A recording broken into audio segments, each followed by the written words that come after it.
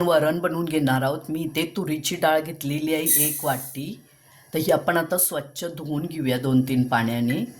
ह्याच्यात मी 1 अख्खा टोमॅटो टाकलेला आहे, 2 ग्लास पाणी, 1 चमचा मीठ, आवडीनुसार पाव चमचा हळद घालायच्या आणि झाकण लावून 3 शिट्ट्या करून घ्यायच्या आहेत. डाळ झालेली आहे. आता आपण फोडणी घालून घेणार आहोत डाळीला छानपैकी. इथे डाळ घोटून घ्यायची आहे.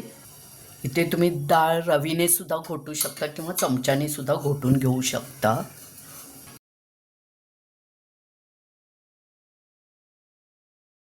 डाळीला फोडणी घालून घेऊया. वरणाला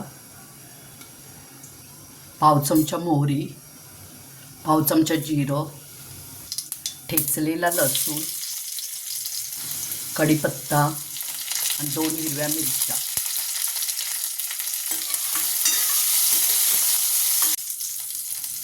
थोडंसं हिंग आहे. आपण हळद डाळीतच घातलेली आहे म्हणून इथे घालणार नाही आहोत.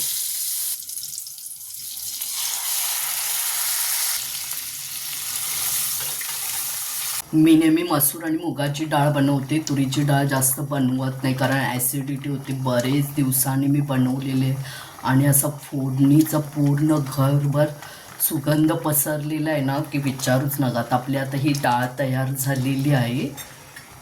आपण आता गॅस घालवून घेणार आहोत.